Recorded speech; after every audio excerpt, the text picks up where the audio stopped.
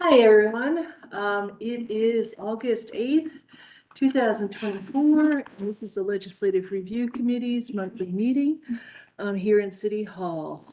And so I would like to get the meeting started with one of my colleagues here making a motion to approve the minutes from June 12th.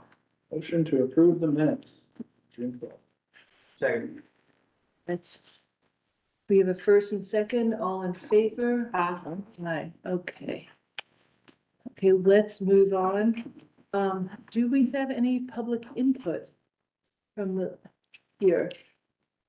Okay, everyone's here. Okay, great. We do not have any public input. So let's move on to our commission identified item of interest, which we're going to spend the whole meeting on, and that's the solid waste residential collection zone or franchise approach, which was assigned by Mayor Gertz to our committee in May. So I'm going to pass it off to interim manager Nikki Jones to lead us forward. Appreciate that. A quick recap of the meeting last month. So this is the second meeting on this topic. Last month, we thought it would be prudent to kind of provide a brief history and some key items and definitions to make sure we're all kind of on the same page. Last meeting, we went through the current residential collection structure. We talked about the difference between USD and GSD. USD is essentially the collection area within the loop, the urban service district. GSD is the general service district, generally speaking, the area outside of the loop. We talked about there's a long history of solid waste collection and franchise history discussion going all the way back to 1994. We went on further to talk about our rates. We concluded with our next steps, and some of the next steps would be a comparative analysis, financial modeling, and ultimately resident engagement. So today, what we have prepared for you is a presentation with comparative analysis and survey results from a past survey that we conducted on this very specific topic. Now, the survey results that we have are wide ranging, so we had to focus those results in what you see in front of you today on the presentation related to collections, not the entire survey. Now, we can provide you with the entire survey, and you do, I believe, have the entire survey? Yeah, so you have, the commissioners have copies of the full survey questions. And so what's happened is because we completed this survey back in 2019, and it kind of represented more of a solid waste customer service survey versus just specifically to collections. What we've done for the purposes of this conversation, given it's been a few years, and so the dashboard that had the results is no longer supported, we had to kind of manually pull some of this stuff together. We're happy to pull additional if that's of interest to you. If you see any questions on that larger survey with all the questions that you want to know more about, we're happy to pull those results for you. But for the purposes of today, just to kind of help y'all, we try to focus it on those questions that pertain to collections. Good, thank you. And Suki, yeah, we'll just kick it over to you, and if you'll go through the presentation, and yes, if y'all have any questions, please please ask during the middle of the presentation, if that's okay, Suki, because I feel like some of these things are questions that just may come at the very top of your head during the presentation. Just go ahead and ask if you have any questions. Well, I want to thank staff that's with me. Susan Lyon, she did the comparative analysis for us. So I want to thank her for putting this together for you all. She talked to all these municipalities and or counties. So anyway, and the first couple slides are just actually repeats. It's the history, and then that the charge was by the mayor to be here. That's why we're here. All right. Oh, and this is spreading out, Sarah. Yeah, sorry. That's right. I don't know why that's going on. It's probably the monitor. Well, I'll get it started, but you can see on the spreadsheet, we selected similar size communities in the state. And then we also contacted Greenville, South Carolina, since Athens is often compared to Greenville, South Carolina. So we thought it'd be worthwhile to call them as well. So what we did was we asked several questions: how residential households served, how trash and recycling, if they were collected, how they were collected, their rate per month for those services, size of container, was it general or enterprise funded, and then did they offer recycling? How was it voluntary or mandatory? Did they have backyard service? That was more for our interest, how they handle backyard service. And then Susan put together some notes that she thought were interesting upon talking to some of the folks in these jurisdictions.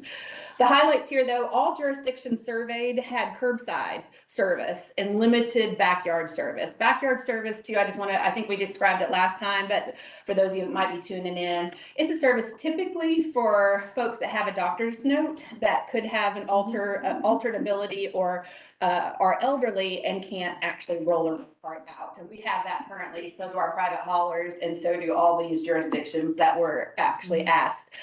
No self-hauling was allowed except for overages and cleanouts. Of course, I mean, if you have some crazy amount of trash and you need to take it, then of course you can take that and then cleanouts.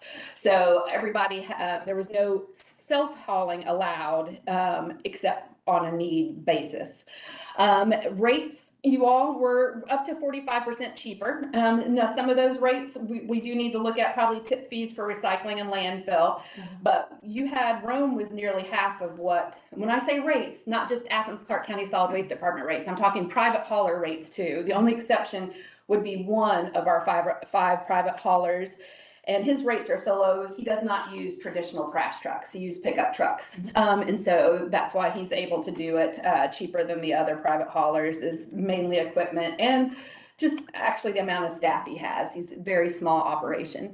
But that's what we found out. Their rates are substantially cheaper than ours here in Athens across the board, and they get more services for their rates.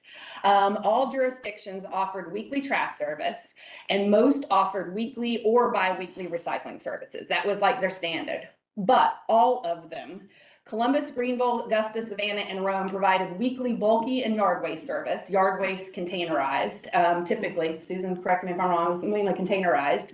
And then Macon provides bulky and yard waste containerized bi-weekly.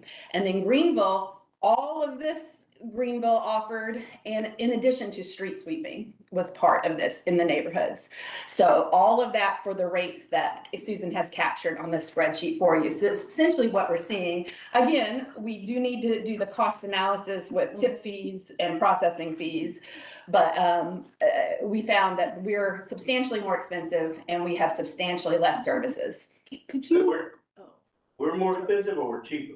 No, we're more expensive. Rates are 45, their rates, sorry, Commissioner Colby. Their rates are, we're substantially more expensive, and we don't offer the breadth of services that these jurisdictions do. Could you explain bulky waste? I had not heard this term till Commissioner Wright brought it up. And are we getting bulky waste? No, Is something not yet. Not yet. Or by call. Well, we did add into the budget Mhm. an expansion of the. Right now, we are looking for a truck, and then 2 folks to do bulky waste pickup on demand. But that's in, will that be? Service part. No, it'll be everywhere. Like, No, we're gonna like try it long everywhere. leaf, okay. Yes. And what does bulky service include? Anything that is like a couch, piece of furniture, you think piece of furniture, So- white goods like refrigerators, stoves, items, It's left on the side of the road. like a Cedar Shoals So- Drive, Commissioner Myers. Cedar Shoals Drive, we get left on the side of Cedar Shoals Drive Well, regularly. I went and got rid of I have a 1x4, and I went down to Charm to get rid of all this stuff. And they're like, well, we'll take that, but you can't do that. And the only thing you do, they're not gonna take that at Habitat. You could take it out to the special landfill way out in Oglethorpe County. And I'm like, You this gotta is, have a truck.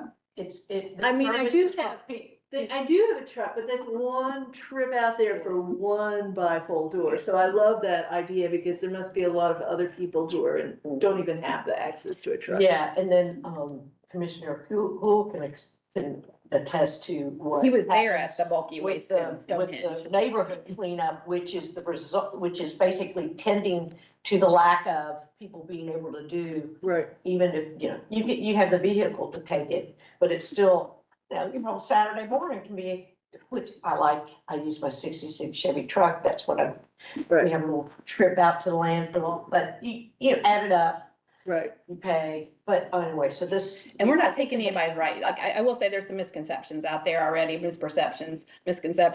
We aren't gonna ban anybody from the landfill. I mean, you can still, even with bulky waste service that we're providing, if you want to go to the landfill and take that couch, you are still welcome to go to the landfill and take that couch. Yeah. We are not gonna actually say no residents can use our landfill. That's kind of actually come back to me as what was maybe misinterpreted from the last meeting. We aren't gonna disallow anybody from using the landfill for a clean out or whatever.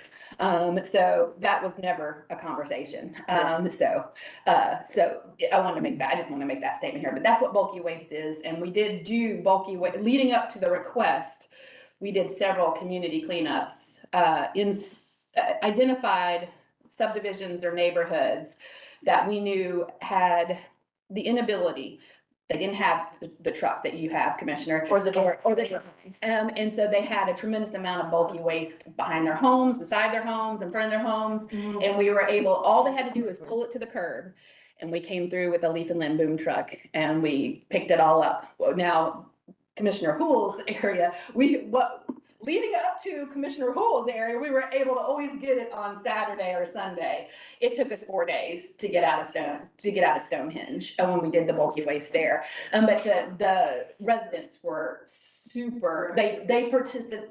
They really came out and participated and they were so appreciative. Yeah. Some of them said they'd been sitting on things for years and hadn't had the money or the ability to get rid of it, so. And a ton of like vacant lot cleanup happened too. It's really, Correct. it's very cool. Well, yeah, and then, and that's where the equipment, I think, was all that we got in your budget, in the budget this year. And 2 people. And Yep, thanks to the commissioners at the bat, we have 2 people, which we'll get those haven't been posted, but the truck actually, we're getting quotes for the truck, so. Yeah. And so this is, I mean, and that data from those neighborhood cleanups validates what's happening in neighborhoods. In the need, right. That we Correct. can get ahead of, hopefully, and then we all see it on Move Out.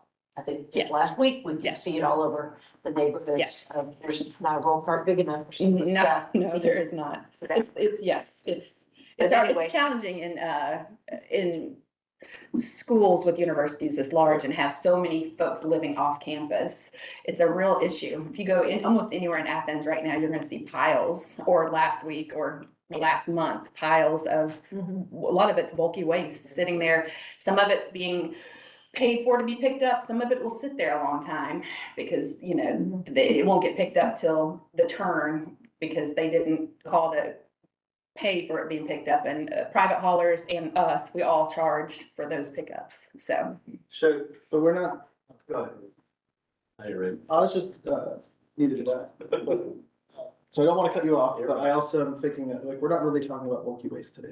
No, We're just getting clarification, some of clarification. it's One of the added things that the other communities have. So Yeah, I understand. I feel like we're really deep in the bulky waste conversation and maybe try to steer it back to it.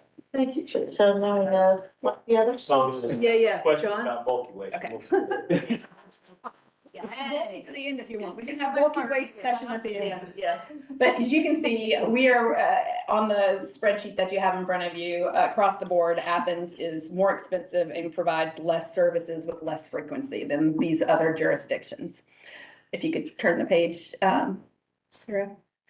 It is a mixture of general and enterprise fund sources. It's kind of unusual. Susan had, some of them didn't have a clue what general and enterprise meant when she called some of these folks. So a couple, I think one is incorrect on here. I think Augusta is really, could be general fund funded, but we're not positive. Some of them just didn't understand the question.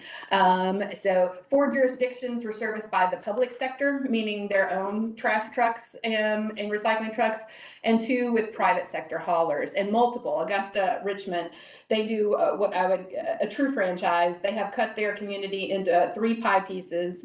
They send out an RFP and let anybody who wants to propose on them propose. They had one hauler, Susan, am I speaking? One hauler get 2 pieces of the pie and a second hauler get a 3rd piece. They all are charged the same amount. That's the deal with when you're franchising and doing a proposal, the cost all has to be the same across there.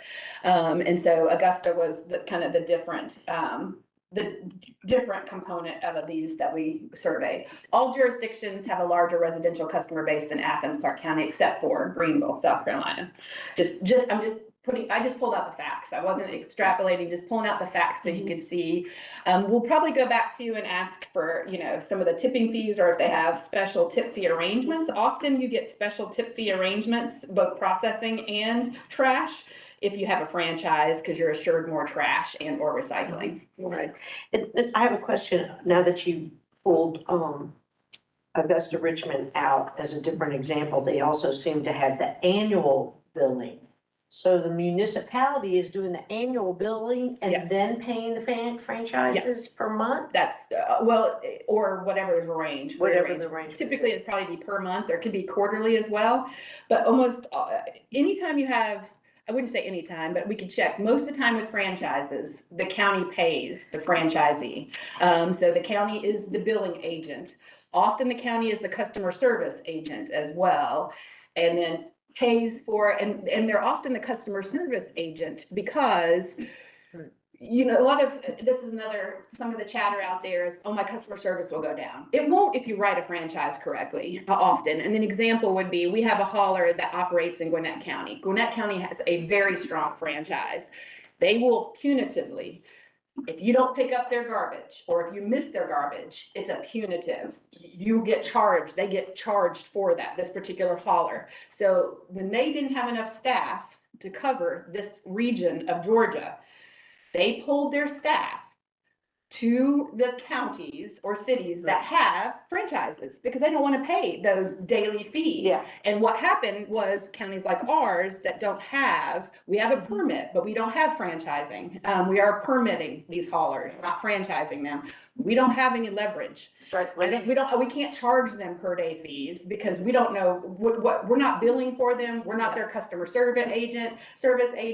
So they kind of fell off the wagon here, and we didn't really have leverage because I don't know how many complaints they're getting. I'm getting some for them, but I wouldn't be the recipient of all there. We don't require any of that. But the franchising loops it into us being, more involved with a lot of it. And that's good to know, because I remember during the pandemic, when one of the private haulers, we were getting feedback, they're not picking up. I said, fire them, hire a different one. I mean, this is, of course, it's not my district. My district is part of the urban. Correct. Yes. Service district. So. And that's what we would tell them when they call and complain. Choose somebody else if you need to. Yeah. So I don't have any power to do anything. But with the franchising, that does loop us into it. Correct. Or normally it does. I wouldn't say, depending on how you frame The it. example that we're talking about, Yes. Augusta Richmond. Yes. And then, that's, interesting. And then is that Augusta, back to Augusta? Are they only that way? What do you mean? Are they? Only the private hauler? Like, Yes. okay. They have no public collections in The Augusta. public- The only thing that Augusta, actually, as long as I've been in the solid waste industry for over 25 years now, Augusta's always only controlled their landfill. They didn't want any part of collecting or anything else. But we're the only, and Commissioner Culpepper wants something, but we're the only one that has this mixed. Everyone else. Of these that we looked at. Commissioner Culpepper, you had a question? So when you're talking about when the hauler with Gwinnett County, that was when the customer service complaints started. It's happened multiple That was the times. same with our local person, in one of the haulers here. Correct. It's happened multiple times with at least basically two of the haulers where customer service has fallen off the wagon, so to speak, on multiple occasions. And it's typically because they're pulling and directing employees other places. Okay, and then, so of these other municipalities and counties that we serve, that y'all have talked to, which one of those own their own landfill? Augusta Richmond owns their own landfill. Rome, I don't know, I'd have to check. Macon Bibb, theirs might not be completely closed, but it's close to being closed. They have owned their own landfill. Greenville, I'd have to ask. Columbus owns their own landfill. City of Savannah owns their own landfill, but they do use a private one as well, so it's a mixture. Okay.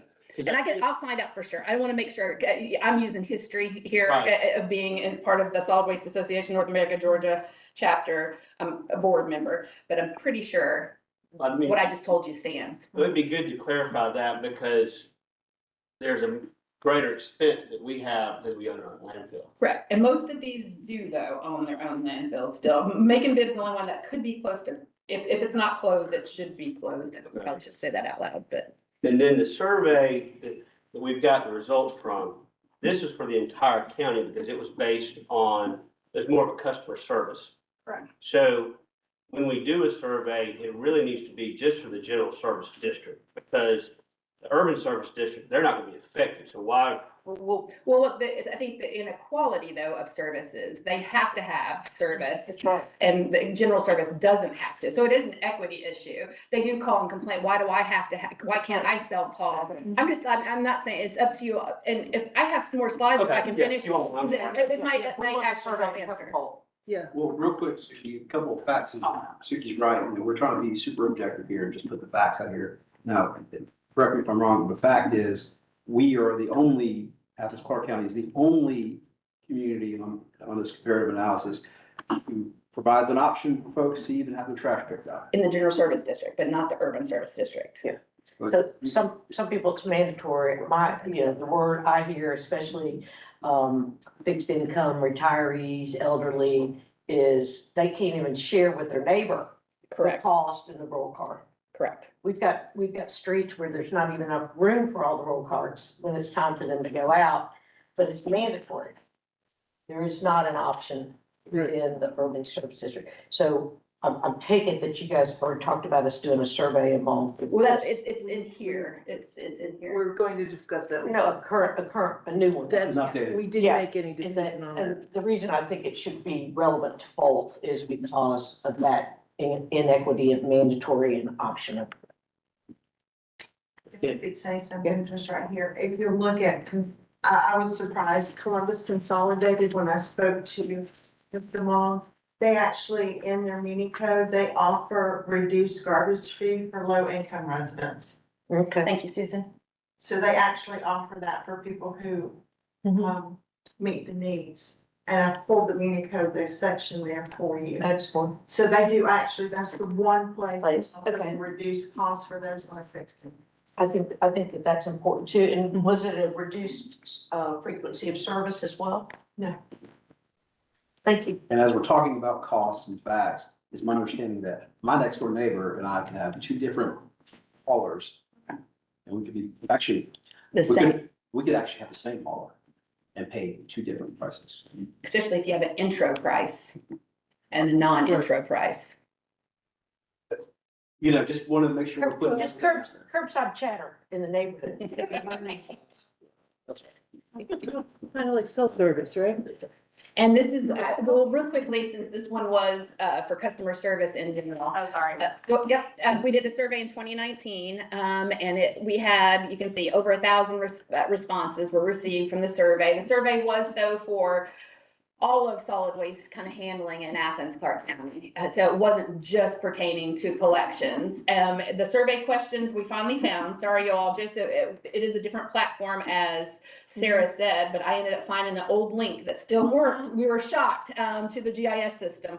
And so you do have the questions we asked. It's a very thick packet. So, and then we pulled some of the answers out because again, it's in the old platform that's a little cumbersome. And so I wanted to share with you a couple of the. I do Yes. want to just point out here, because I think it's, when I looked at the title, I was like, well, why would I do that? I don't have solid waste. But when I look at number 4 on these results, the independent haulers actually add up to 506, which is close to 50% of this. Oh, you say 31. I guess I'm including the self-haul, but I put 506. Anyway, we won't worry about the percentage. Okay. Yeah, and Because 7%, we pulled out the self-haulers, 7% of these were proclaimed Okay. self-haulers. 43% were Athens-Clarke County government customers and 31% were a customer of a private hauler. So this kind of gives you also the tenure as a customer, self-hauling or trash. You can just see where the customers kind of fell there. the next slide. Yep, sorry. Here were in 2019, here's the responses from the private hauling section. So you had 198 folks respond to Republic, 126 curbside, 96 AAA, 64 Waste Pro. Robertson was actually, that should have been Republic, but they still had Robertson. So Robertson would be a Republic customer, you all, but the customers got confused because at that time, Yeah. Republic had just purchased Robertson and hadn't actually done the marketing correctly on their trucks. This is question number 4. The slide number 4 was not one of these. Okay, Yeah, Yeah, which one? it's The one before was which? this one. This is on page 2. Two, number I 4. think, yeah. That one was represented number 1. Length of tenure as a customer of a current provider. They would list how long they've been a customer of solid waste, or if they were not a customer of ACC and are a private hauler, if they only have leaf and limb service through ACC solid waste Oh. department, and they're just gonna evaluate them based on the leaf and limb service, Oh. or if they self-haul. So that's just represented. And actually, because you can switch around, you could have said I've had both of these, right? You know? Give an overview of, Yeah, it's not exact. responded. Right. I know, but it's not, I'm just trying to write it down because I Some, wasn't seeing. some of these are in there. Okay, and some are not. No, excuse me, all All of of these are in there. The stuff that's in there, not necessarily represented here. Only the collections questions are represented, correct? Yeah, I'm only looking at the one. We just pulled out a few of the collections questions. The next one, Sarah, and just to share with you, the next slide, I think. Oh, sorry.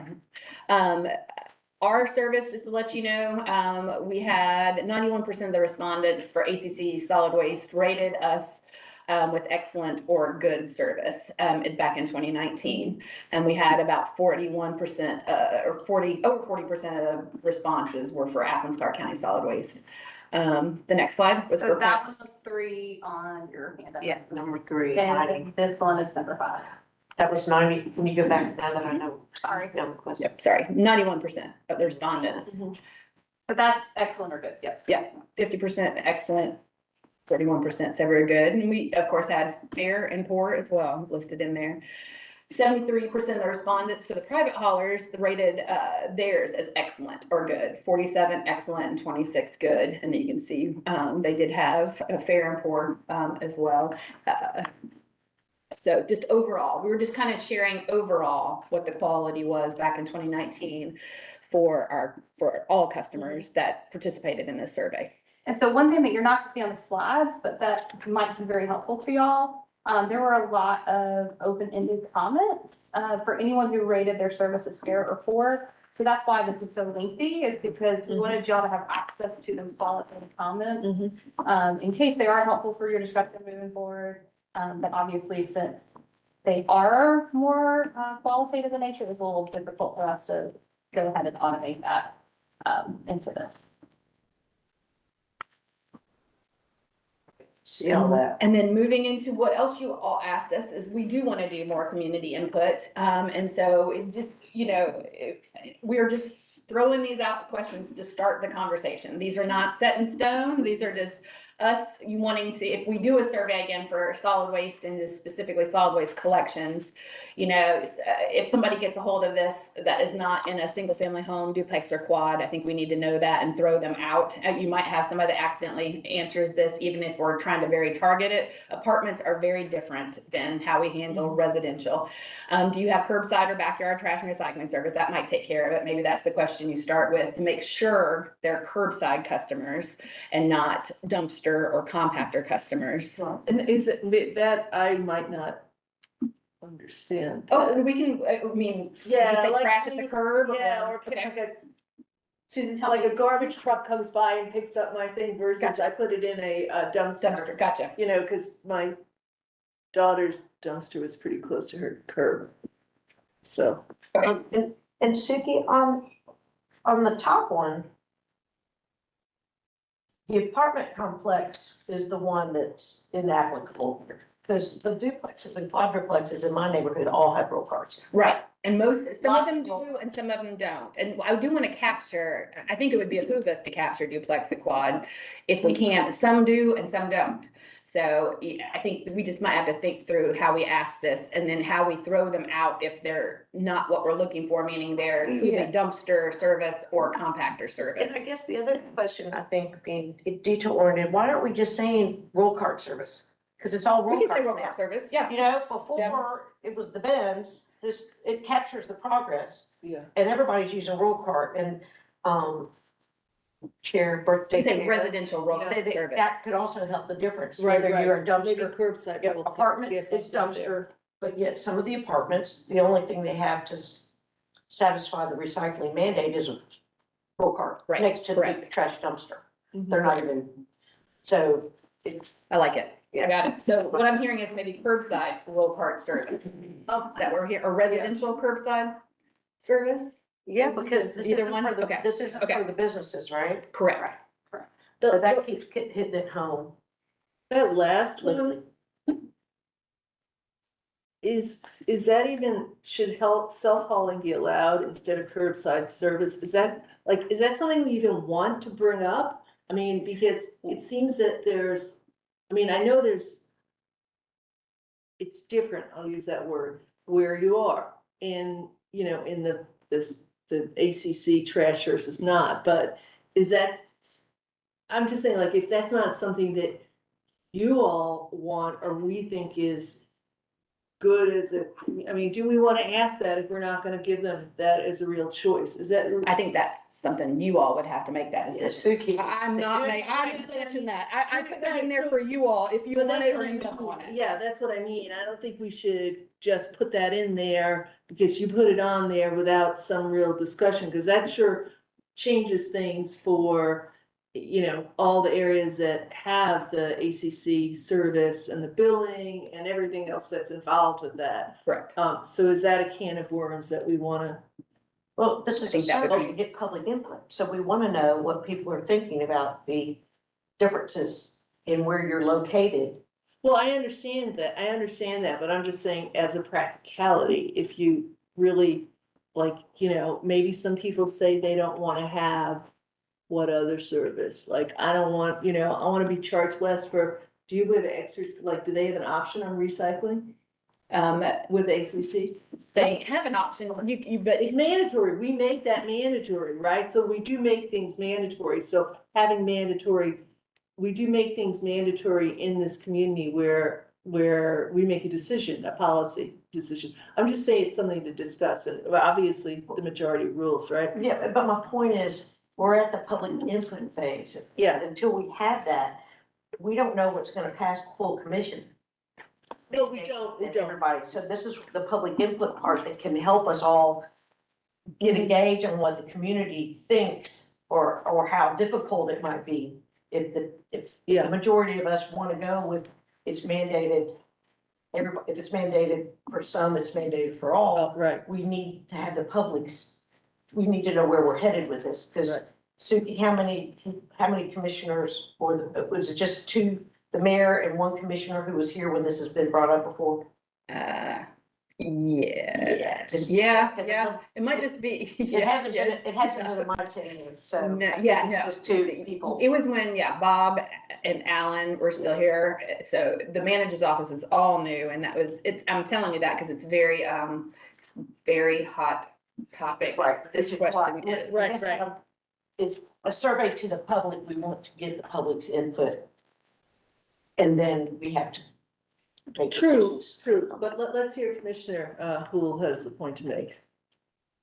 I mean, unpopular opinion in this room, I think, but I think at this stage, I don't feel that we need a community survey. I think there's ample evidence from all the comparable communities that the way we're doing it is unnecessarily unique and expensive and ineffective and prone to dumping issues and stuff.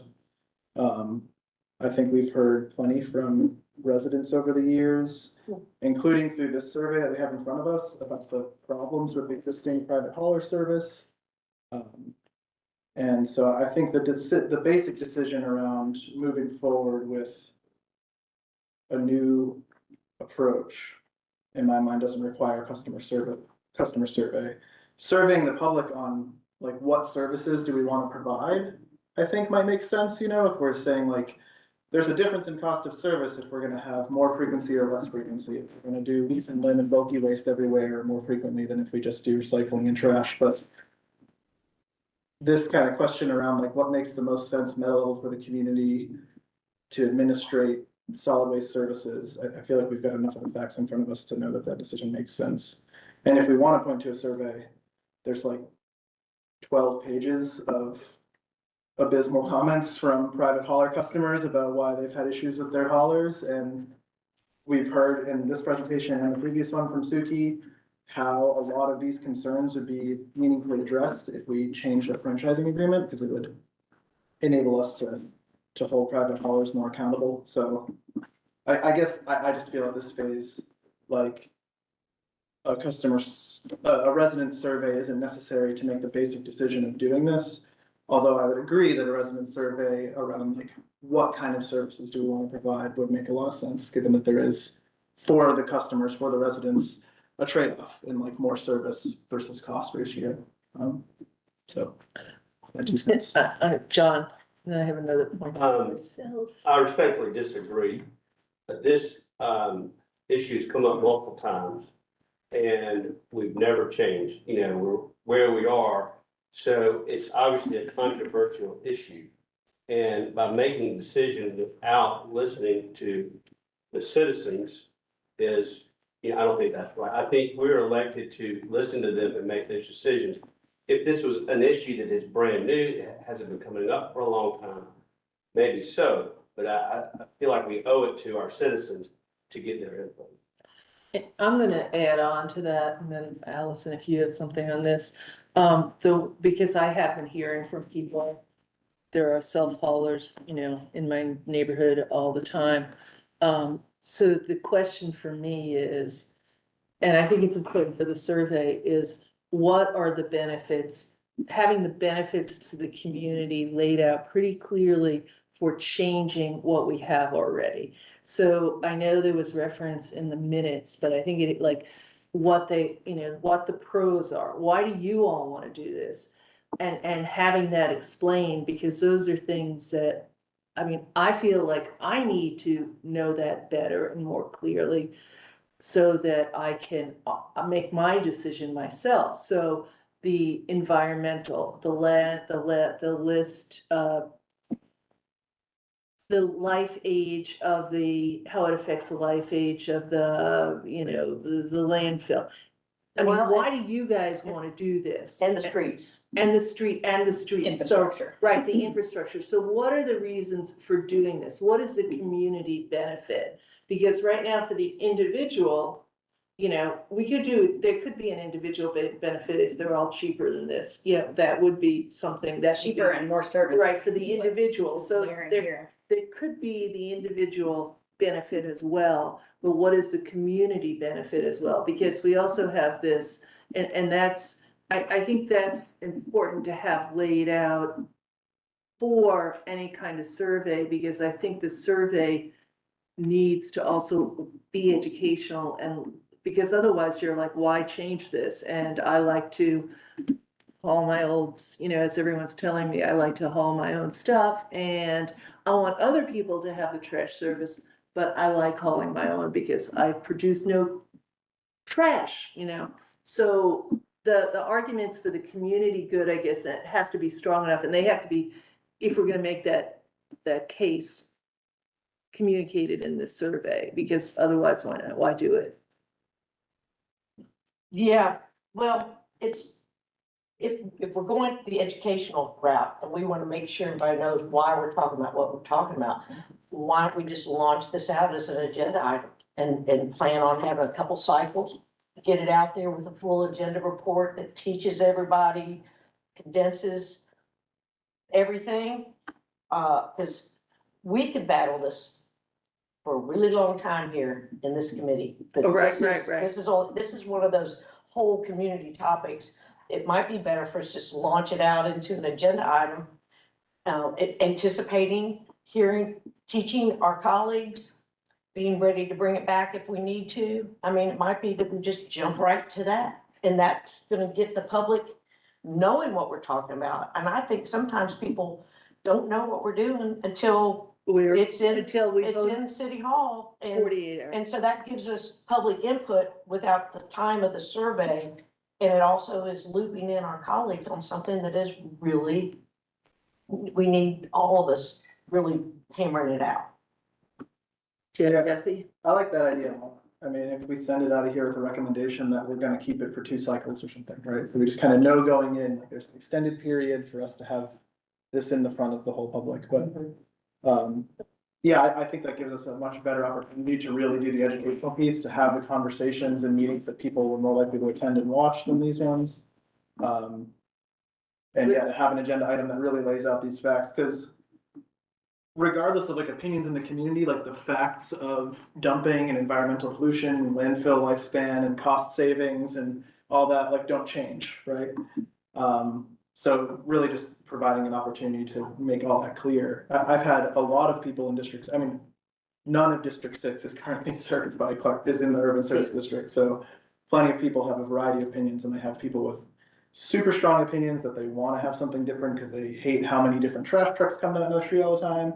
And other people who have like a well-organized HOA with one service provider that they're all very happy with. And others with an HOA with one service provider that they're very upset with, you know, it's just different neighborhood by neighborhood.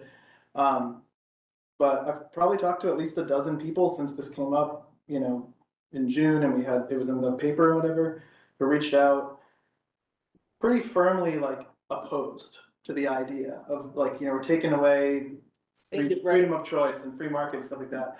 And I walked them through why we were thinking this made sense, and not all, but almost all of them were like, oh, that's a lot of really good points.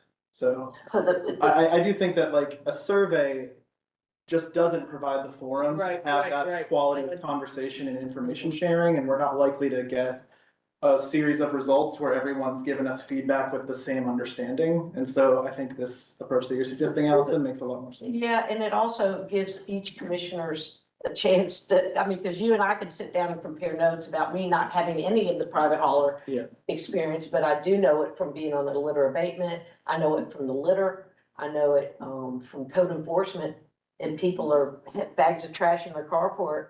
And I don't know if that ends up with you guys. It's like, you can't make them take the trash out of their carport. I mean, or there's parts of, or the issues of some of them not getting it done. Right, and I think, but now this would change things up, because I assume this would mean, you know, we're not gonna have an agenda item where it's like, we could go either way, what do y'all want? You're gonna present a proposal and have all those reasonings that we would have. I mean, so like the point with the trash along the side of the road, how is it, you know, that people complain all the time about trash? There's another thing. Does this reduce trash or Yeah, not? and they've got the data on the, you know, adopt a highway tonnages that's picked up. There's, I mean, the data that they have is weighable, literally. Yeah, it's great. Weight of the problem, document. But do we know, I mean, I could imagine, you know, with someone saying, do we know that in these other communities where they have it and it's all required,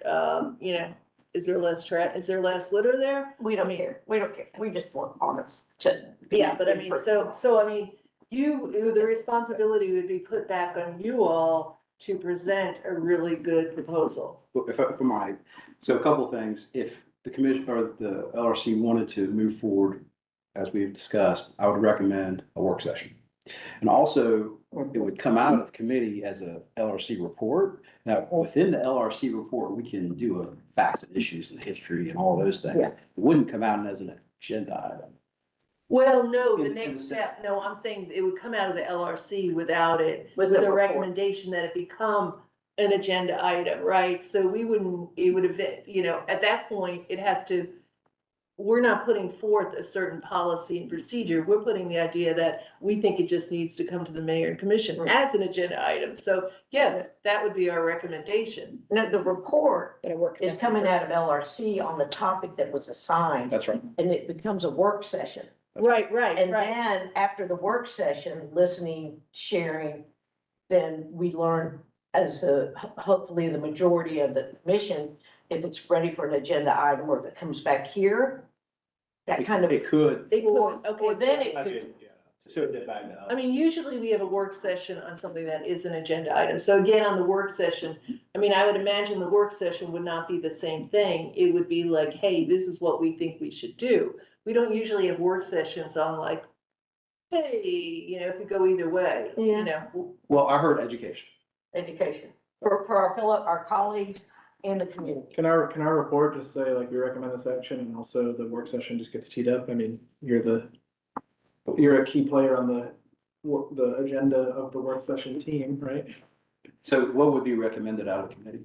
Yeah, that's. I make a motion that we, move that we have a report made by staff on their recommendations, because it sounds like we've been studying it, but differences of opinion are based on the education of it and how our colleagues feel. So it'd be a report to be done in a work session to know the direction on whether it needs more committee work or if it's ready for an agenda item, I think we could put together a report on the topic. the topic. Yeah. Now, the SWOC also has a recommendation that came, so, Yeah. you know what I'm saying? Like, there's a bunch of moving pieces here now. I think education is all important here. And I think we can put together a presentation that shows the comparative analysis, what other folks do and how we do it and, the history of it and all those things. But for staff to have a full-on recommendation, it would be helpful if LRC gave us some direction on exactly. So which points need direction to make a report? Oh, we can do a report on all the things, like we can do a report on the facts, period. But if there was a very specific direction, for example, we don't want any private haulers. I'm not saying that's what you guys are gonna say, but if y'all said that, that'd be our direction to. We need to make you a recommendation how to do the report. Or how to do the agenda. But you can recommend out of committee that we need to do, a work session, for example, to educate the residents on the topic in general. Or specifically on franchising Or- for the private Or be haulers very specific. to do that. minimize the traffic in each neighborhood That's right. as a goal, and having the customer service coming through the unified government, just like And the urban improve, service district. right, or whatever, right. But now with this, I'm gonna let Jesse speak before because he has his hand up, so I'm not gonna say anything. Sure. So the SWAC They have their recommendation hand up. was Yeah, that's what I want. 4 zones, 4 haulers. Stick with the 4 haulers that we've already got if we can, if they're legally allowed, right? And then the 5th hauler that's too small to actually take on a full zone would partner with solid In waste. the general something. service district, yes, Okay. yes. Have we gotten a clear answer from the attorney's office on whether we can stick with who we've already got, or we need to actually do an RFP per zone? So we discussed that in preparation for this meeting. We think we would need to do an RFP. I think you'd wanna do So that. then, If there's any ability to just. given that we have 4 haulers, we'd like to have an opportunity. I'd like to recommend that we move forward with a 4-zone RFP. And that we also build into this, it's called a franchising agreement, right? So we move forward with a franchising agreement, 4 zones that would go for an RFP. We include a low income fee reduction akin to what they do in Columbus, Muskogee. I'll second that. Okay, As a discussion report Yeah, that, to be presented in a work session with that guidance versus it being, it's educational into that direction that was just described. You want us to move forward with the SWAC recommendation, 4-zone RFP. plus low income reduction. with the idea then, I guess, that what we're doing, this is like for John, for me as well, that by moving in that direction, with that specified direction, we still have an opportunity we'll have more open and transparent opportunity to educate the public, our colleagues, and make a decision. So I am not yet sure where I would vote on this, which is, at this point.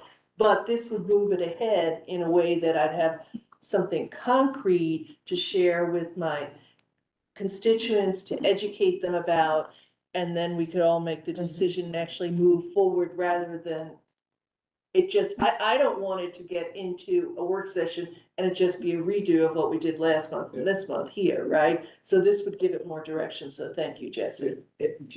Are we looking at And I'm happy to, sorry, I'm sorry. services? Are there specific services you want us to focus on? If you go to the next slide, there were some questions, and I know the questions are out, but you know, things that we don't currently do are weekly leaf and limb. Food scraps, although these other communities aren't doing it, but these other communities don't have composting facilities like we do. And then bulky waste, just throwing that out there. Right, so SWAC didn't So, have a recommendation that spoke to any of these?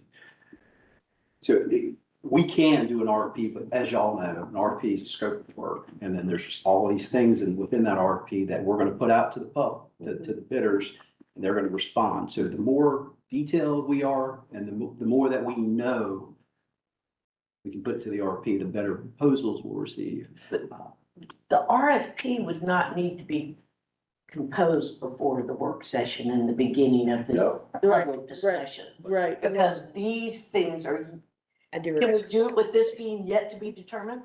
I think the SWAC conversation mainly revolved around trash, you all, and recycling. I'm remiss, actually, I don't have it sitting in front of me. I should have brought it today. I didn't know this is, I think it was just recycling and trash services. They didn't speak to, because we didn't realize the breadth of some of these services that were being offered weekly and bi-weekly in some of these other communities. When we started with SWAC conversation. So the SWAC conversation was mainly revolved around the services we offer currently. Gotcha. Is that accurate? Yes. The current services, not adding on. Attorney finds it something. I just had a quick question, because if I remember correctly in the recommendation, there was discussion about hiring a consultant to develop an RFP, and so I just want to make sure that that's part of that conversation or not, because it sounds like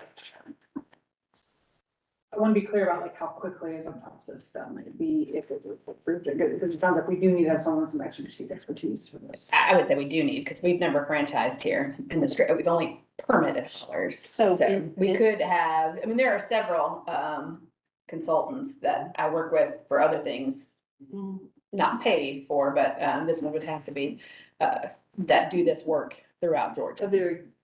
And they could probably do it if we, at very limited scope, you know, this is what we wanted, this is what, you know, and limit the scope and not, they don't need to do the education piece. They don't need to come and present for us. We got that. We just need to see what an RFP like this would look like financially. That would be part of the work session presentation about going this route. There would be, you'd probably have to have an RFP for the person who would develop the RFPs. I mean, you know, just letting everybody know this. And I just think that there's enough variety with the four of us talking about it. That the more we talk with the majority of the commission, the sooner we will get to, Resolution versus us movement forward, right? going through all the details. And then, like you said, I think there is gonna be some repeat. Because like you said, you know, you don't want the work session to just be what Well, we I did, don't want, but there is going to be But some. we have repeat, a but- direction Right. as pulled out on the motion that's on the floor that might need to be updated with Nikki's. Quick question, you know, today, it's not mandatory for everyone to have trash pickup. Yeah.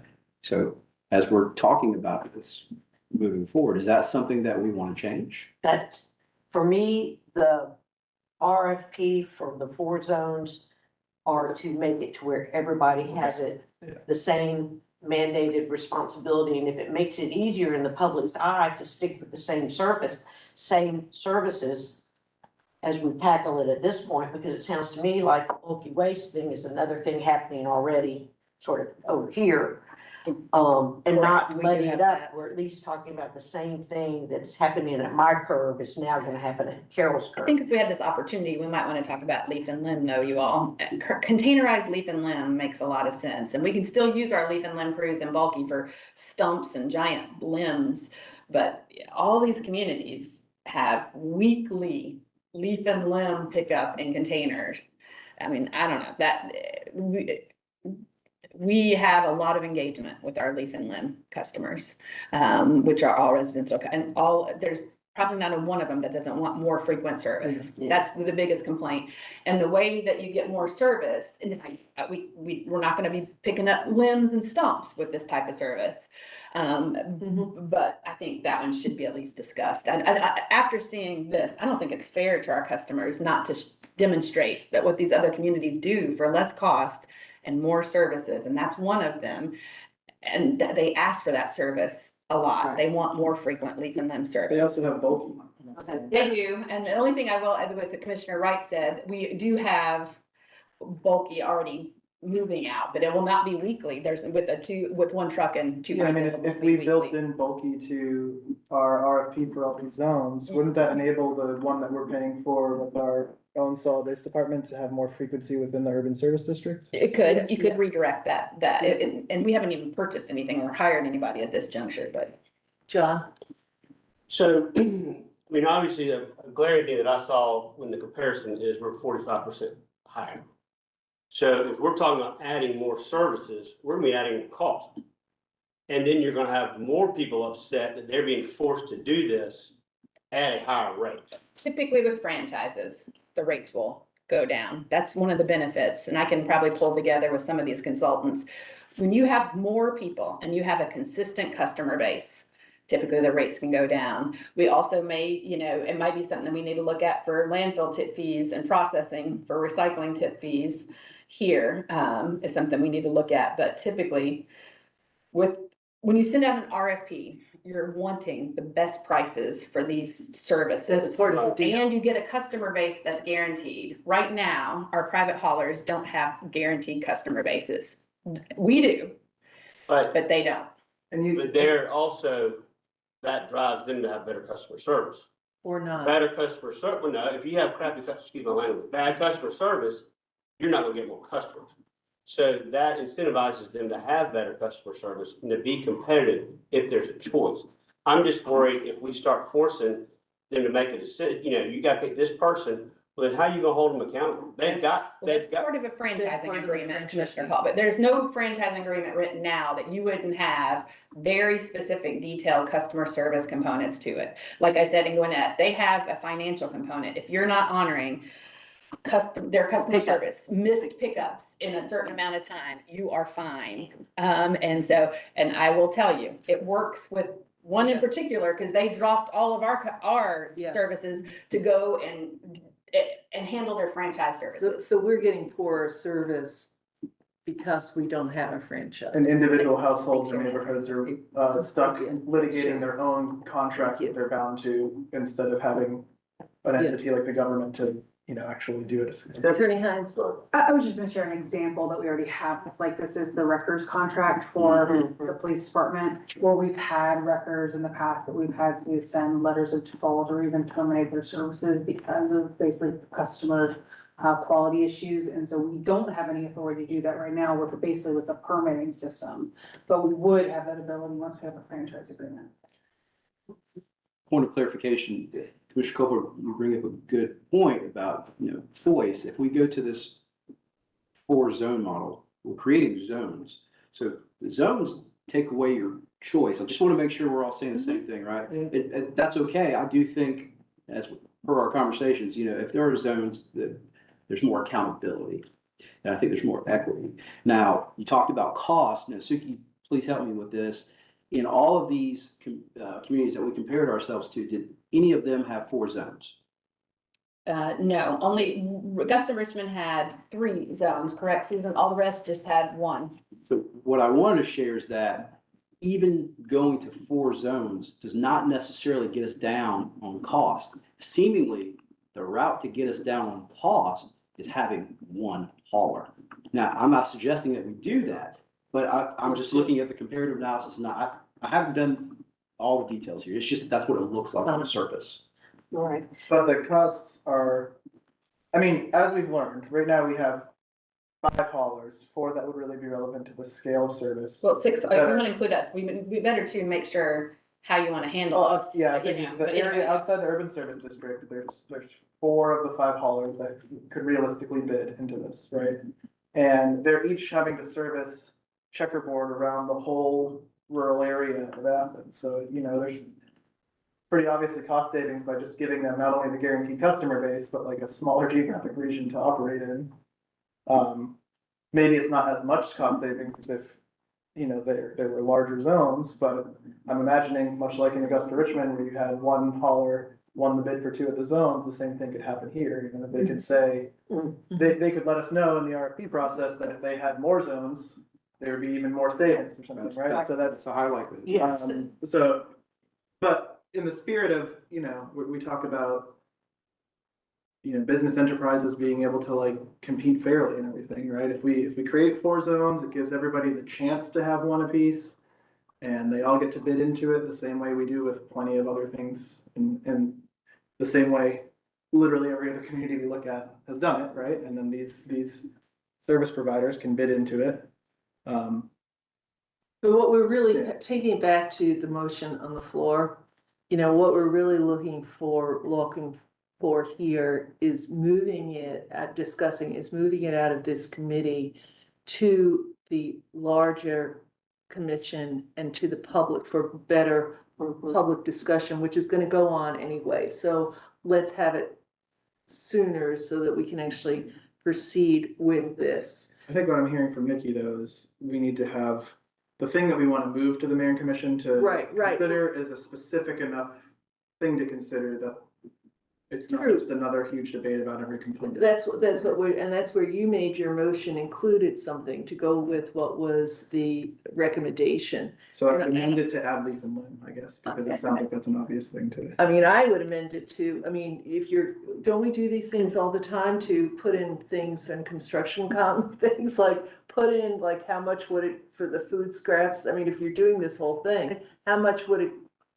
Couldn't those be like options? Evaluate Like an all out, these things. Yeah. part thing. Yeah, that kind of, get the information. Oh, with the alternative bids that we do for construction. Right, contracts? like having it with the leaf, the bulky waste and the food scraps. I mean, it's just, Yeah. I feel like I'm in the dark ages when I come back here from being at my daughter's where all these different things are taken care of out of the house. So clarification, Suki, because you're bringing up a service improvement that you want to make as well as the container for the leaf and limb. Is leaf and limb countywide by us? So that doesn't matter with the franchise. So if the motion on the floor is talking about franchising for the current recommendations coming out of the solid waste advisory group, you want to, while we're on this discussion and you're spending so much time with us, that you also want to talk and present an improvement in leaf and limb by being at Container Weekly.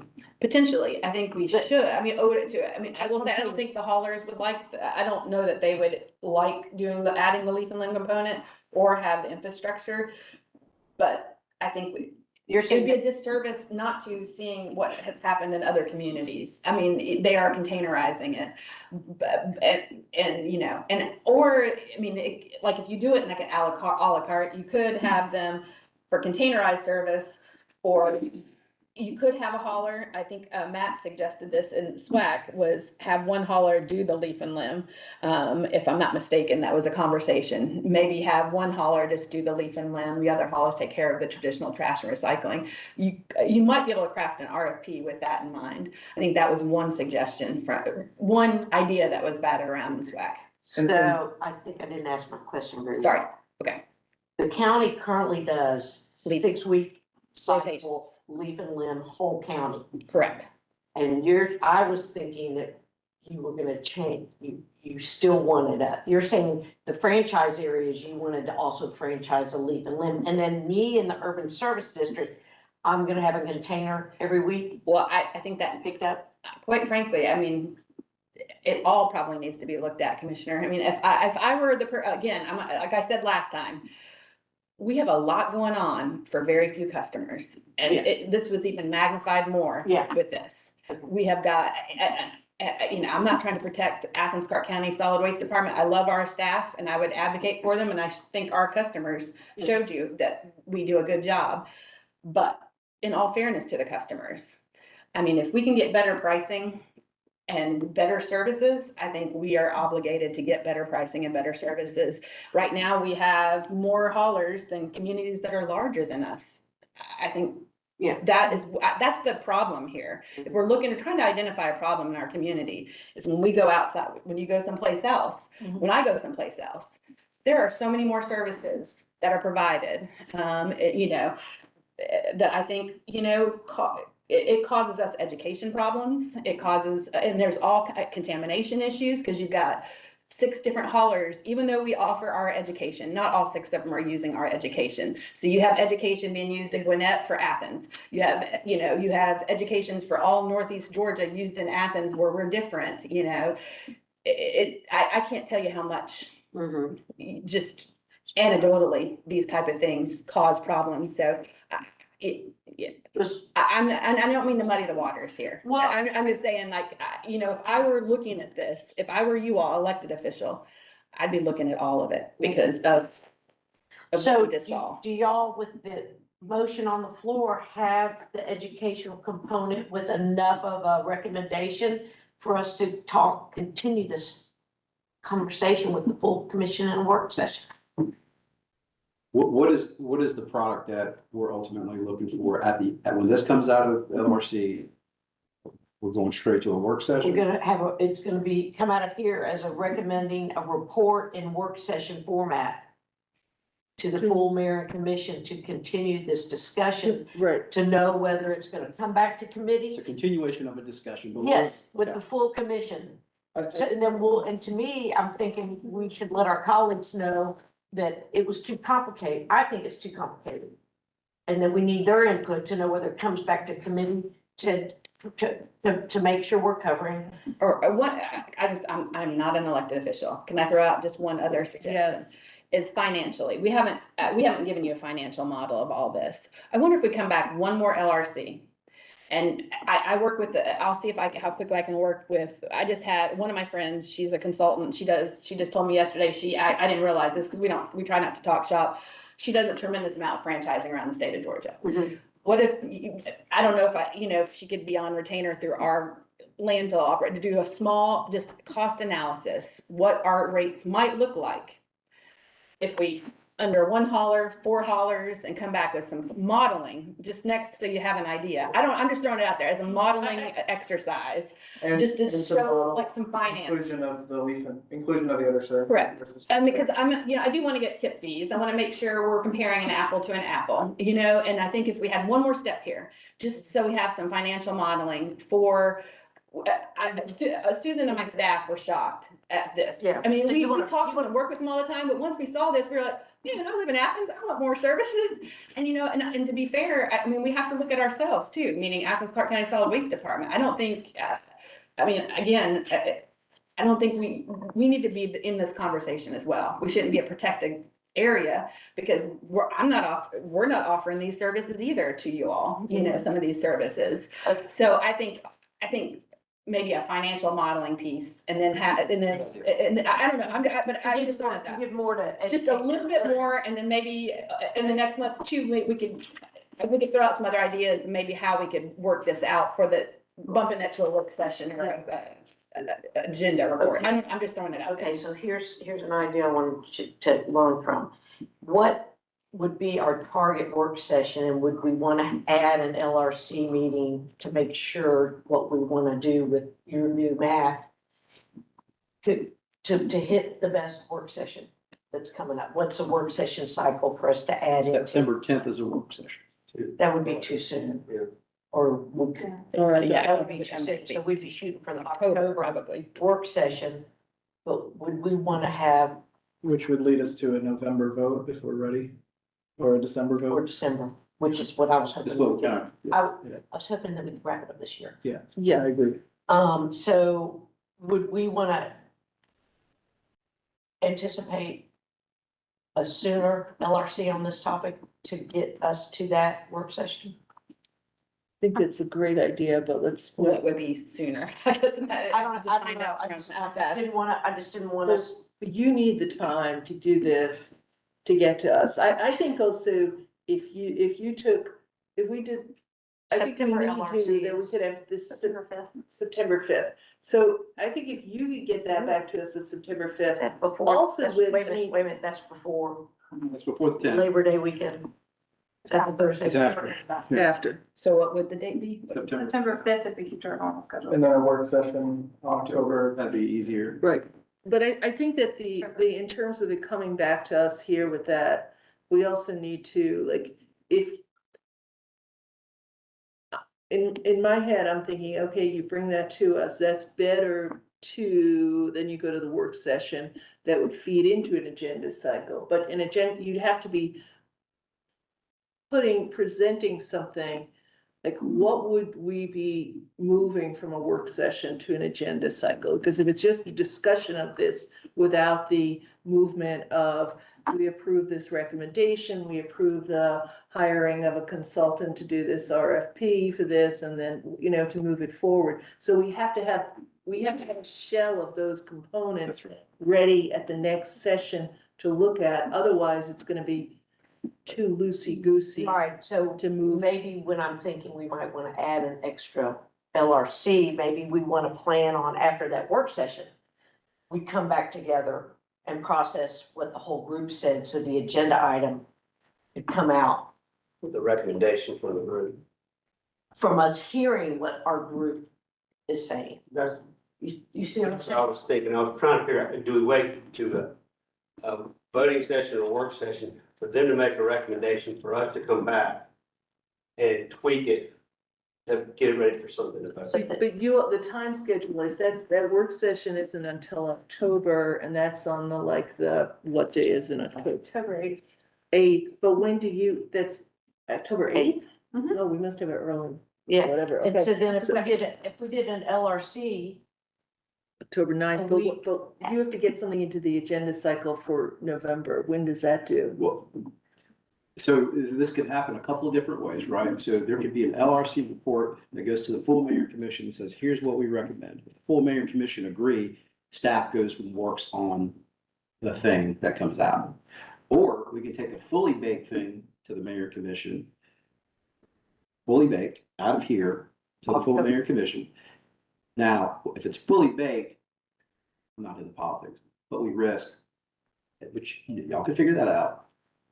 Other commissioners maybe not, and the public maybe not being fully bought in. I guess my thought, my thinking is, we have a fully baked thing that we bring for discussion, and then that discussion can maybe tweak it between, the work session discussion and the Agenda one or session. two agenda cycles that it's on. And then, the vote that happens is the vote on yes or no. But I think we should be, the thing that comes before the full mayor commission should be Fully baked. fully baked. Okay. With the understanding that we're seeking to have a conversation because maybe the full mayor commission changes an ingredient, changes and the the fully flavor of the baked frosting. work session on the 8th, October It'd 8th. be helpful to present the fully baked idea, Okay, right? so So that- then everybody's here. So that leaves us, so back to the September 5th LRC being key with. Mhm. We're gonna bake, We it's would have to baking, we're gonna get the icing, and then the icing comes off after the work session. If We're we baking. struggle Okay, at September 15th, if we struggle on the September 5th LRC, there's an opportunity possibly for us to have another LRC meeting. Mhm. I don't want to rush Well, there it, is, just, I mean, this is Yeah. a big thing. It's gonna affect the entire But community. the idea here is not to rush it, the idea is to We have a goal. get it out into the public with the broader discussion, so that I'd rather get it to the larger group sooner and then slow it down a little bit with Well, discussion, okay, so- rather than have it here for too long. No, But we're getting it out, and again, that's why the work session's gonna be put in there. And then make, so that we're getting it out there, because we can't run through every scenario for all, I mean, we're doing a great job, but it's gonna be such a big deal. Yeah. And it's gonna affect everybody, Right, and. so we don't wanna make sure spend 6 everybody's months on this and then processing. have it, Exactly. And per the discussion earlier, the fully baked thing is then brought forward to have multiple public meetings to get that public input on it. It's just, we're getting public input on a specific idea that is well explained, rather than on a vague series of ideas. And sometimes when they're LRC or GOC, we have been able to cut in line to get on the agenda cycle. Sometimes that happens. You have to talk to the agenda boss here. Oh, that's really just serious stuff. Jerry, Just a quick, note, so I know we talked about a fully baked concept. I just want to clarify what the expectation would be from our office, because to implement this, should it go forward, we definitely have to make some substantial ordinance changes. It sounds like people are maybe not expecting a draft ordinance at this point. So we need to hear her credentials. No, Yes. and just to let you know, typically when you franchise, y'all, it takes 2 years to, sometimes 1.5 to 2. Yeah. Once you get the RFPs and they send them out and you do that and you have to switch haulers, switch roll carts and all that jazz. The rule of thumb typically for folks is 2 years before it But can, that's part of the everything change. education right, that's gonna be helpful in the work session, because people don't think I shouldn't pay my friend, my hauler next month contract. I mean, yeah, that's, oh, look, a new clock. So, John, yes. I couple of already know, things. see That's a very good point that you said it's gonna take 2 years. What amount of cost are we gonna incur as a county with manpower hours and what we've gotta do to get this to happen in 2 years? And then what's gonna happen in that period if you've got haulers that know that we're going to a franchise and it's gonna take 2 years? That, is their customer service gonna drop off? Because they're like, well, hell, we're gonna lose the contract. So that's something to think about. Then also, when we're looking at the comparison with these other municipalities and counties, I'd be curious what their rate is per ton, their Yeah. tip fee. So we went to 65 a ton, right? Correct. Yeah. I mean, obviously, that's gotta be a big factor in driving the cost. So how do we It is compare? one, Yeah. yeah, and How that, do we and the compare- recycling processing Right. costs. And So, the- yeah, yes, that's why that's part of that financial modeling, that's why I Okay. suggested Okay. that, so. Because the recycling, so in this 18, like just say, look at Columbus, $18 a month. That does not include, or it does It does include include, recycling. Yeah, no, the lower fees that these other communities are getting also include the more services. That's right. Right, Yeah, And not just the recycling, but also the bulky waste and the leaf and litter. but is the recycling, the increased cost in the reason we're so high, is it because of our tip fee? Is it because of what the company that's charging us that runs the recycling facility? What their fee is, because well, all of their fee, just like our tip fee, is they're trying to cover their costs. And so, and Columbus is looking at using RDS. So some of us we don't have the same processor now, but historically we have, and all of our rates were similar in nature to some of these, but not all. Macon's different. I mean, Macon's different, Roma is different with recycling, with respect to recycling costs. but then recycling, they charge, does the county get a better deal? If we're gonna make the playing field even, Mm-mm, the county gets this, we pay the same processing It's fees that the the private same- haulers do, recycling fee, processing fees. okay, per ton is a private. Well, now we do, yes. Historically, we did not. We had a little bit better, but currently we are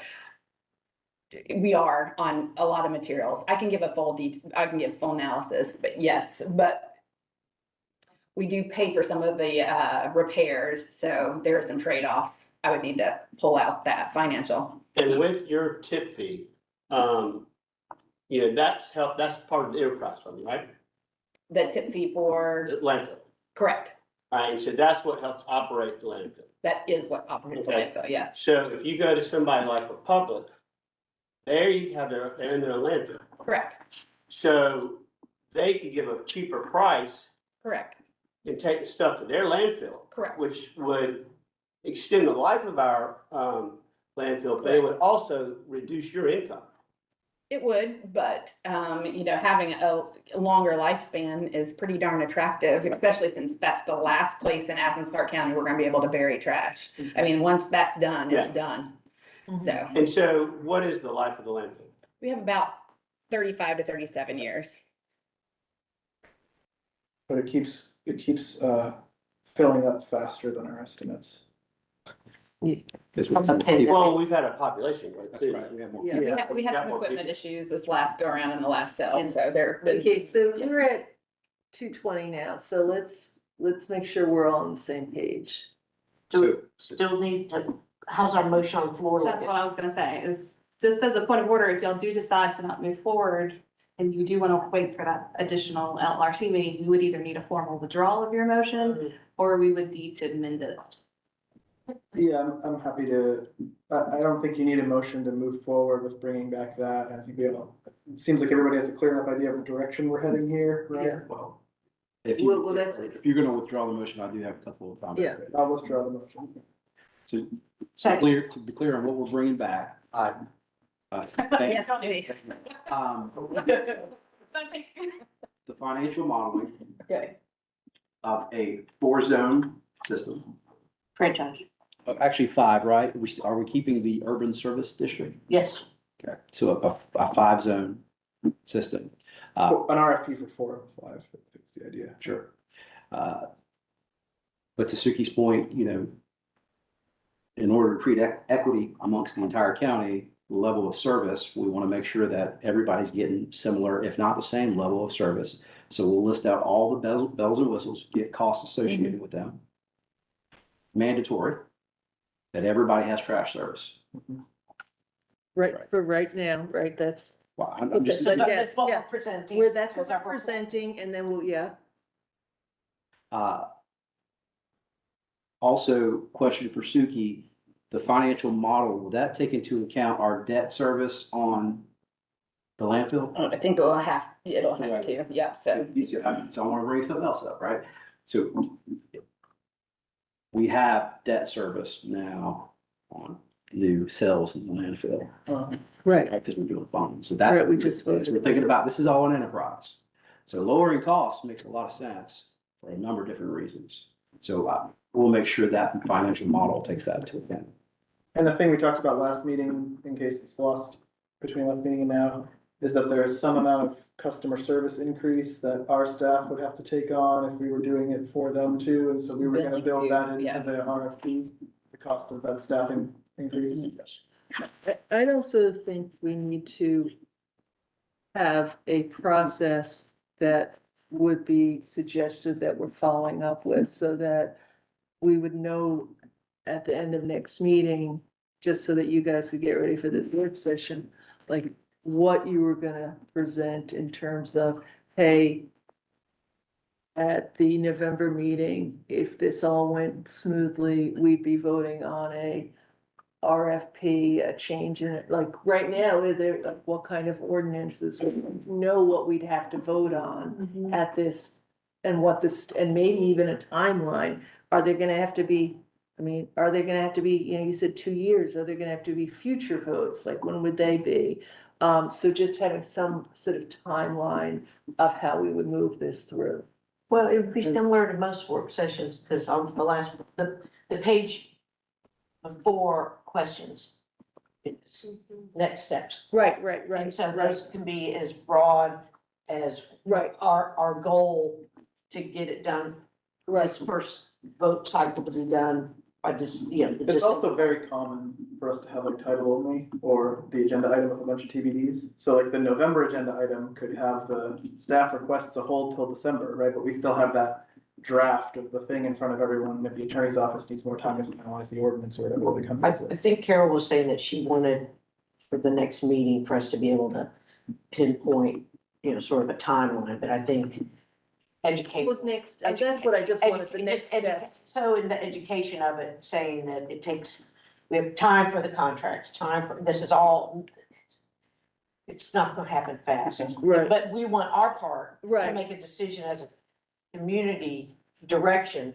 Well, I guess I wanna know too, like, if we were gonna get this to a place to vote on it by the commission, what would we actually be voting on in November or December? Would we be voting on this, you know, there'd be 4 things, A, B, C, and D. Do we know what that would be? So And future that's, votes, or yeah, what not those- when, but what's the next step? what are those future votes in this process? Would it be an ordinance? Would it be a RFP? And would it be that? We don't have to have all the deep, you know, all of that written out, but know where we're going Kind of with that. like he's Yeah. Title-only contracts. And so just for the group of people who are watching these two are among us here, we're wanting to do this so that we can, not because we are rushing a certain product, but because we are wanting to get it into a more public forum with our colleagues and with the larger public sooner rather than later. I think it's important we're working off the same information. Well, I want to make sure we're comparing apples to apples Mhm. with the cost. Because what if this comes back and and it's gonna be more expensive? True. I mean, I'm Right. not about doing this and making our residents pay more money. I think there's gotta be a benefit for them on the Right, cost side. right. Because that'll be easier to stomach for the self-haulers. Maybe that's why they don't wanna do it, because it's so expensive. There's a fail-safe here that at the end of the day, status quo is an option. Right, Yeah. right. And that's my point. If it's gonna be more expensive, let's just put more teeth in the agreement that we have with our haulers, the permit.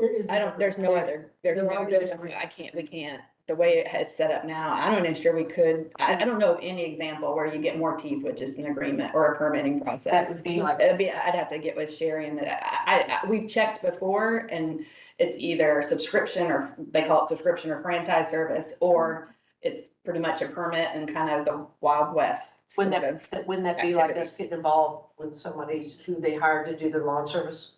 Exactly, it's, once you have a permit, Yeah. you have the opportunity to operate. Yeah. There aren't any restrictions Like on. approved there. So in terms of Correct. ordinances, like if you went right now into the ordinances, there are ordinances that make reference to the urban district, but there's no ordinances that apply to the trash service in my neighborhood, unless it. There is a franchisee section, like what the expectations are from we call it franchisees, but it's not correct. And we've been wanting to get in there and change it for a while, but we're waiting to see how all this, Okay. it's really just a permitting A system. permit, it's a But permit it says system. franchise in the ordinance, Where but we it's. Where we don't have And a that, permit that's gonna be system important in the for work like session, lawn to service say, people. ours Correct. says franchise, but ours is really just equal to a permit. Correct. And the true franchise looks like this. I think we can help the attorney's office by being as specific as possible on what we want to do moving forward. What we haven't done to this point, what we will do, the next presentation is talk about the implementation timeline. Right, so if it's going to take 2 years to get online, we need to be able to explain to y'all the milestones that we need to hit. Yeah. So anyway, we'll- Okay, I think we've. So there's not a way to put teeth in it, is what you're saying. Right. But if there was a way to make that a shorter time frame versus 2 years. we'll defer to. I don't think so. To make- We have to be a permit until it's franchised.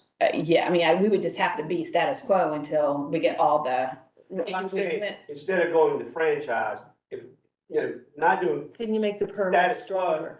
yeah, you said we don't have teeth in it, we can't put teeth in it. But if we did put teeth in it, would it be a quicker turnaround than 2 years? I don't know that we I'm saying can that put there's a teeth way in to it. do this.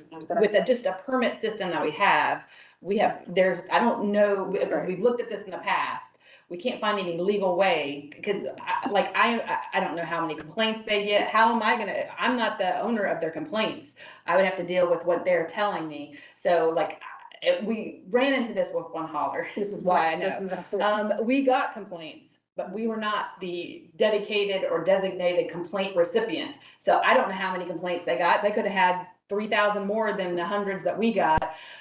And so it was so there's so much ambiguity, and cause we don't control their fees, we don't control their customer service, we don't control their complaints because that's customer Yeah. service.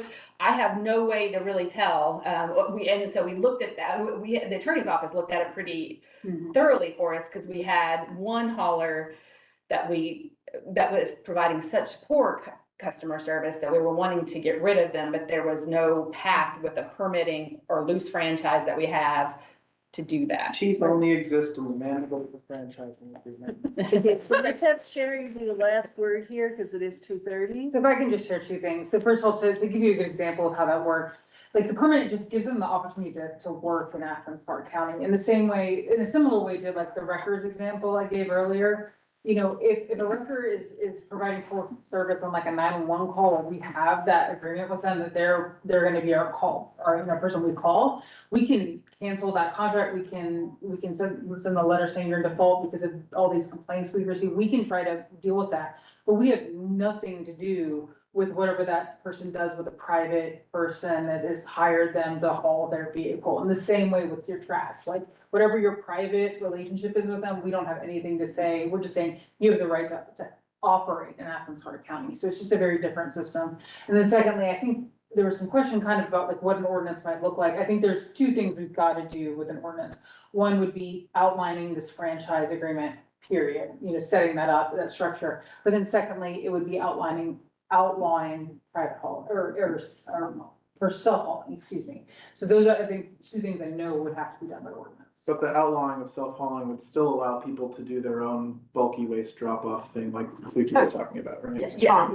They would just have to have a. It would probably be like the language for us. They have to have service and they have to have Athens-Clarke County. It's in the charter for that. So it would mirror what that language would be in the general service district in these zones, I would imagine. And I only brought that up just to reiterate if someone Absolutely. clicks to this end, that they know that we're not stopping allowing people to do that. Sure. Yes, thank you. Absolutely. Okay, let's wrap it up. So can I have a motion to adjourn? So moved. September fifth, are we confirming? We are September 5th? confirming, right, September 5th, our next. Thursday after. We have a first to, can I have a second to Second. adjourn? All in favor? Aye. Aye, okay. Thank you. Thank So you. Like, So that's For a little bit. first. I'm gonna make a call. right now. This is the Thursday, Thursday after. the Thursday before the first. Could know the next 24 hours probably. Susan Lyon. Absolutely. What's your name? Matt DePalma?